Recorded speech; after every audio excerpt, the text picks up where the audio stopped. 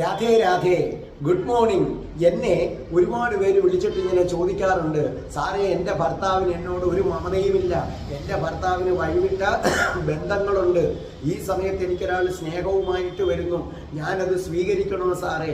അത് സ്വീകരിക്കുന്നത് ശരിയാണോ തെറ്റാണോ? ഞാൻ ഇതിനു മുമ്പും ആ ഉത്തരം പറഞ്ഞിട്ടുണ്ട്. അതായത് നമ്മൾ വിവാഹം കഴിച്ചു എങ്കിൽ പരമാവധി നമ്മുടെ ഹസ്ബൻഡിനെ നന്നാക്കാൻ നോക്കുക. എന്നിട്ടും നടക്കുന്നില്ല, അവർ നിങ്ങളെ പുച്ഛിച്ചു തള്ളുകയാണ്. അപ്പോൾ ഒരു കാര്യം മനസ്സിലാക്കുക, സ്നേഹമില്ലാതെ ഈ പ്രപഞ്ചത്തിൽ ആർക്കും ജീവിക്കാൻ കഴിയില്ല. അല്ലെങ്കിൽ നമുക്ക് ഭഗവാൻ ഒരു ജന്മം തന്നതാണ്. ആ ജന്മം നമ്മളെ സ്നേഹിക്കാത്തവർക്ക് വേണ്ടി പാഴാക്കാനുള്ളതല്ല. അത് അച്ഛനായാലും അമ്മയായാലും ഭർത്താവായാലും ഭാര്യയായാലും സ്വന്തം മക്കളായാലും ശരി തന്നെ. അപ്പൊ നമ്മൾ പരമാവധി ശ്രമിക്കുക അതിന് മാറ്റിയെടുക്കാൻ. ഭാര്യയാണെങ്കിൽ ഭർത്താവിനെ, ഭർത്താവാണെങ്കിൽ ഭാര്യയെ മാറ്റിയെടുക്കാൻ ശ്രമിക്കുക. എന്നിട്ടും നടന്നില്ല എങ്കിൽ നിങ്ങൾ പ്രണയിക്കുന്നതിൽ തെറ്റില്ല. പക്ഷേ വളരെ സൂക്ഷിച്ചു വേണം തിരഞ്ഞെടുക്കാൻ, അല്ലെങ്കിൽ പിന്നെ ഇതിനേക്കാൾ 12 ആകും. ആ തെരഞ്ഞെടുപ്പ് വളരെ സൂക്ഷിച്ചു വേണം.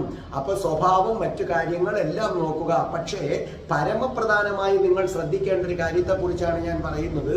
നിങ്ങൾക്ക് പ്രണയം വെച്ച് നീട്ടുന്നത് ആ കുടുംബമായി താമസിക്കുന്ന ഒരാളാണെങ്കിൽ ഒരിക്കലും സ്വീകരിക്കരുത്. കൊടും പാപമാണത്. അയാൾക്ക് ഭാര്യയുണ്ട്, മക്കളുണ്ട്, പിന്നെ വരുന്ന ആള് പലതും പറയും, എൻ്റെ ഭാര്യയ്ക്ക് എന്നോട് സ്നേഹമില്ല, അങ്ങനാണ് ഇങ്ങനാണ്, ഞങ്ങൾ തമ്മിൽ എന്നും വഴക്കാണ്, സ്വസ്ഥതയില്ല. അതൊക്കെ നിങ്ങളുടെ സ്നേഹം പിടിച്ചു പറ്റാൻ വേണ്ടി പറയുന്നതാണ്. ഇനി അങ്ങനെയാണെങ്കിൽ അയാൾ ബന്ധം ഒഴിഞ്ഞു മാറട്ടെ, അതിനുശേഷം വരട്ടെ. നിങ്ങൾ ഭാര്യയും കൊള്ളുള്ള കുടുംബമായി താമസിക്കുന്ന ഒരാളാണെങ്കിൽ നിശ്ചയമായും ആ ഭാര്യയുടെ ശാപം നിങ്ങളുടെ മണ്ടയ്ക്ക് പതിക്കും. കാരണം നിങ്ങൾ ആലോചിച്ച് നോക്ക്, എന്നെ വിളിക്കുന്നവർ പറയുന്നത് ഇതാണ്, അവരുടെ ഭർത്താവിന് വേറെ ബന്ധമുണ്ട്. അപ്പൊ നിങ്ങൾക്കത് വിഷമിക്കുന്നില്ലേ? ഭയങ്കര സങ്കടം ഉണ്ടാക്കുന്നില്ലേ? അപ്പൊ നിങ്ങൾ പോയി പിന്നെ വേറൊരു പെണ്ണിന്റെ ഭർത്താവിനെ, കുടുംബമായിട്ട് താമസിക്കുന്ന ഒരു സ്ത്രീയുടെ ഭർത്താവിനെ നിങ്ങൾ സ്നേഹിച്ചാൽ അപ്പൊ നിശ്ചയമായും ദൈവകോപവും ഉണ്ടാകും. ആ സ്ത്രീയുടെ ശാപവും നിങ്ങളുടെ തലയിൽ പതിച്ചിരിക്കും. അതിനകത്ത് സംശയിക്കണ്ട. അപ്പൊ പ്രണയിക്കുന്നെങ്കിൽ ഒന്നുകിൽ വിവാഹം കഴിഞ്ഞ് ബന്ധം ഒഴിഞ്ഞു നിൽക്കുന്ന ആള്, അതല്ല എന്നുണ്ടെങ്കിൽ ഭാര്യ മരിച്ചുപോയ ആള്, അതല്ലെങ്കിൽ അവിവാഹിതനായ ആള്.